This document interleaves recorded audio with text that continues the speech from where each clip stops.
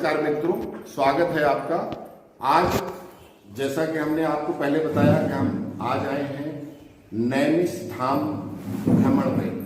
अब हम लोग खड़े हैं व्यास गद्दी पे, जहां पर महर्षि वेद व्यास ने, जो आप लोगों ने शायद नहीं सुना होगा, संस्कृत को हम लोग देववाणी कहते हैं, आदि भाषा कहते हैं, लेकिन असल में संस्कृत से भी पुरानी हमारी एक थी भाषा जिसको कहते हैं पाली प्राकृत। हमारे वेद जो भगवान ब्रह्मा के मुंह से निकले थे और सबसे पहले भगवान विष्णु ने इनको सुनाया था सूर्य को। राजा सूर्य के पुत्र थे वैवस्वत मनु, तो राजा सूर्य ने फिर सुनाया था ये वैवस्वत मनु को, और उसके बाद में वही जो है फिर लिपिबद्ध किए थे। अब वो वेद जो हमारे लिखे थे वो पाली प्राकृत भाषा में थे, जो हमारे बोलचाल की भाषा से बाहर हो चुकी थी। तो जब द्वापर युग में ये वेद व्यास जी ने इन जो चारों वेद हैं इनका ट्रांसलेशन किया था, और वो ट्रांसलेशन संस्कृत भाषा में किया था, तो वो जगह है जहां पे उन्होंने वेदों को पाली से पढ़ करके और उसको संस्कृत में श्लोक बोलते थे, तो वो गणेश जी स्वयं लिखते थे।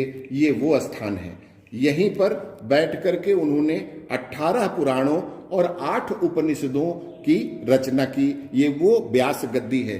बाकी इसके बारे में या वहां के मेरे ख्याल में जहां तक हमें उम्मीद करते हैं कि व्यास जी के ही वंशज आप लोग होंगे। ये व्यास जी के वंशज हैं जो यहाँ पे पीठाधीश्वर हैं यहाँ पे, और ये अब आगे आपको बताएंगे। व्यास भगवान की जय। आप सभी लोग जो दर्शन कर रहे हैं, ये महर्षि वेद व्यास जी की पावन तपोभूमि गद्दी स्थान है। जैसा कि अभी पहले बड़े भाई साहब ने परिचय दिया इस स्थान का, उसमें से यहाँ आने के पहले महर्षि वेद व्यास जी ने बद्रीनारायण में रह करके ओमकार से जो ऋग्वेद था उससे यजुर्वेद, सामवेद, अथर्ववेद निर्माण करने का भाव जब प्रकट हुआ, तब वो नैमिषारण्य में आकर के जिस स्थान पर आरूढ़ हुए, वो स्थान विश्व विख्यात तीर्थ भूमि नैमिषारण्य में व्यास गद्दी के नाम से जाना जाता है।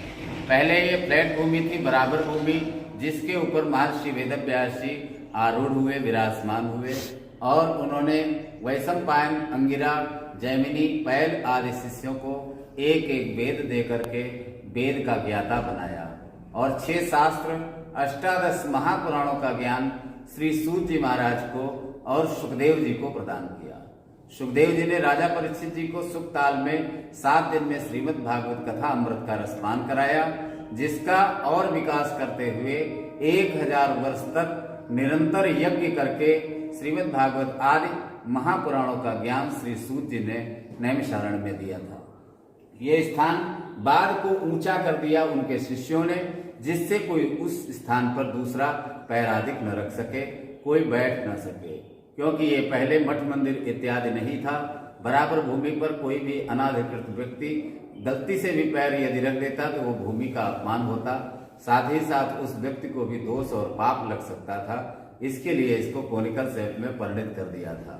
महर्षि वेद व्यास जी ने सत्यनारायण व्रत कथा जो स्कंद पुराण के रेवा खंड में है, उसमें भी सर्वप्रथम इस नैमिषारण्य की महिमा का वर्णन करते हुए एकदा नैमिषारण्ये ऋषयः सौनकादयः पप्रक्षुर्मुनयः सर्वे सूतम पौराणिकम खल आदि उच्चारण करके नैमिषारण्य की महिमा को बखान किया है। ये वो प्रधान पीठ स्थल है। इसके साथ साथ भागवत कथा, स्कंद पुराण आदि पुराणों में जो हम आप पढ़ते हैं, उसमें भी नैमिषारण्य की विस्तृत वर्णन गाथा गाई गई है।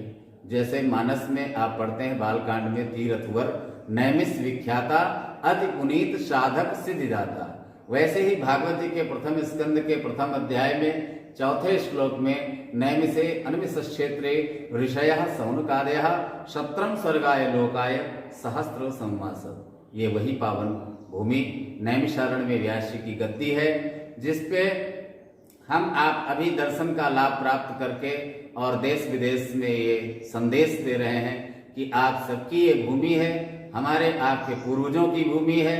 आप सब भी दर्शन करने हेतु नैमिषारण्य अवश्य पधारें, अवश्य पधारें। जय श्री कृष्ण, जय।